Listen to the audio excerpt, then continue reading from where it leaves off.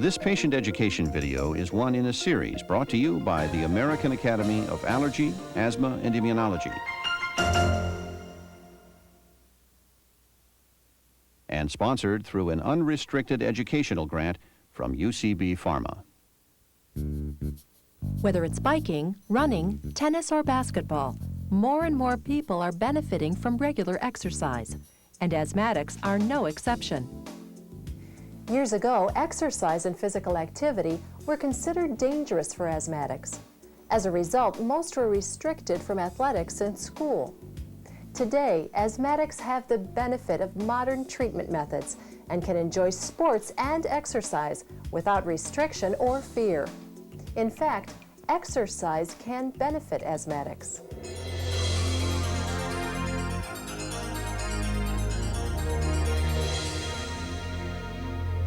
Asthma is a chronic disease that affects the respiratory system, at times making it difficult to breathe.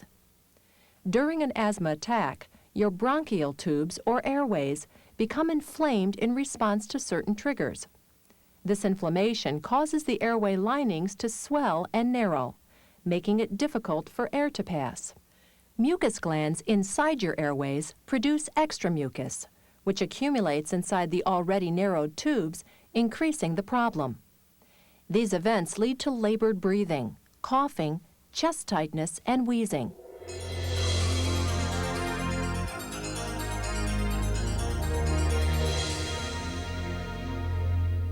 Many things can trigger an asthma attack in an allergy sufferer.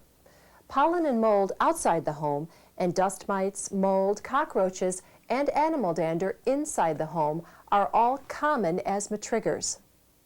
But for 80 to 90% of allergic asthma patients, exertion or exercise is another asthma trigger. An estimated 7 to 10% of the U.S. population who have no allergic disease also suffer from exercise-induced asthma.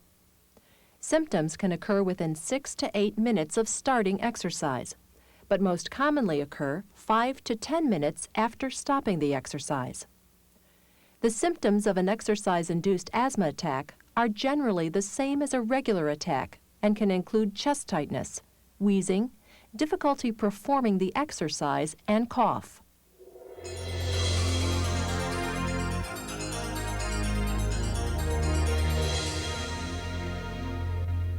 There are two primary factors that may determine whether a person will have asthma associated with exercise: the type of exercise and the climate.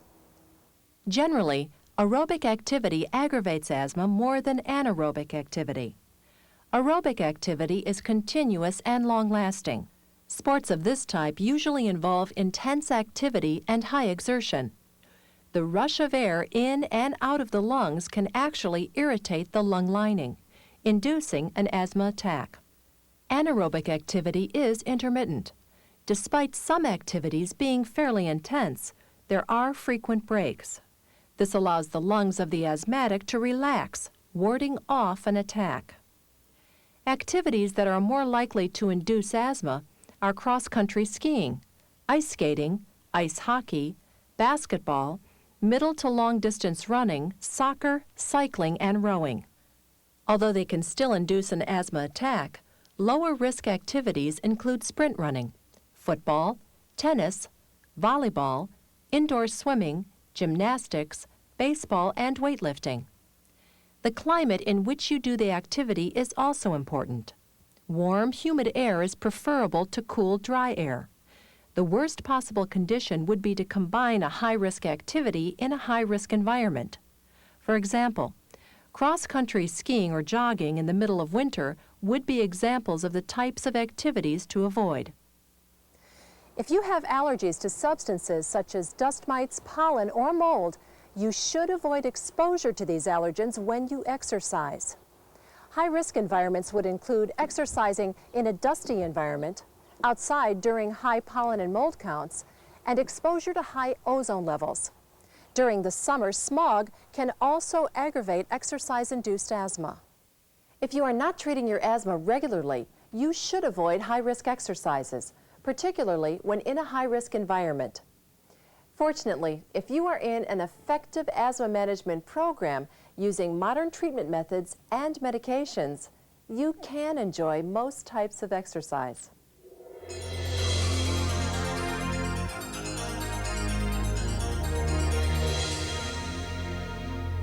If you have ever experienced asthma symptoms during exercise, be sure to see an allergist and get a thorough exam.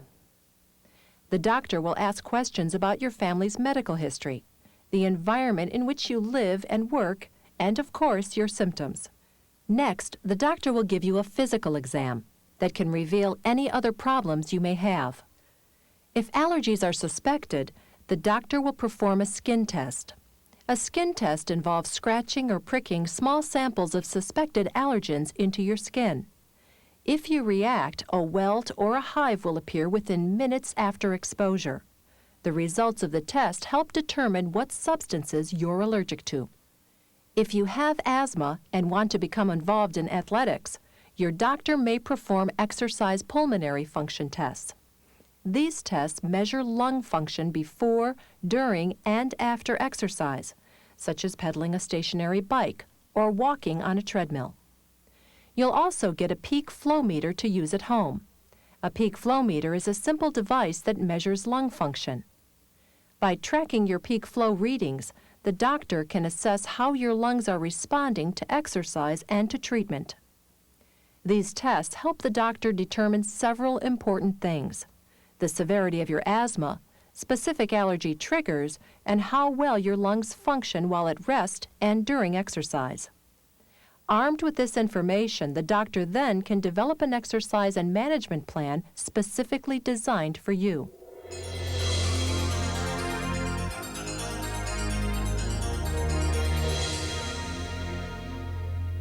The bottom line is that exercise is good for asthmatics.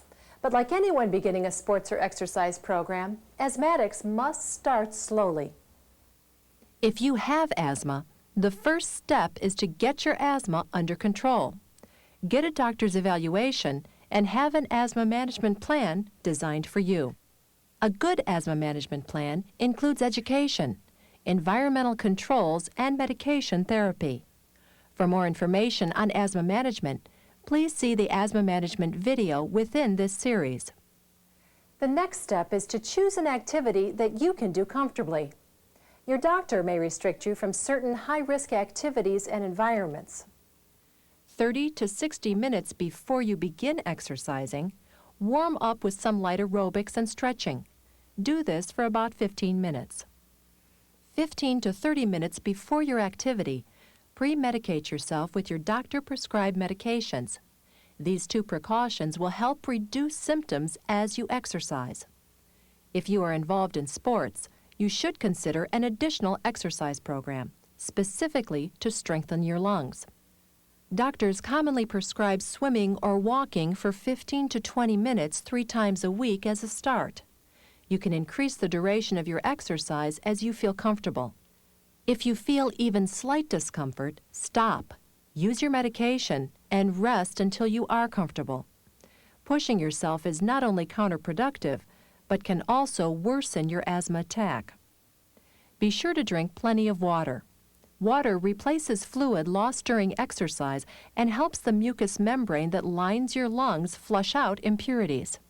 Finally, be sure to follow your doctor's peak flow meter instructions. Logging your peak flow meter readings is essential. Your doctor uses those readings to track your asthma and make adjustments to your asthma treatment. If you are a parent whose children have asthma, you should take an active role in the treatment of their asthma.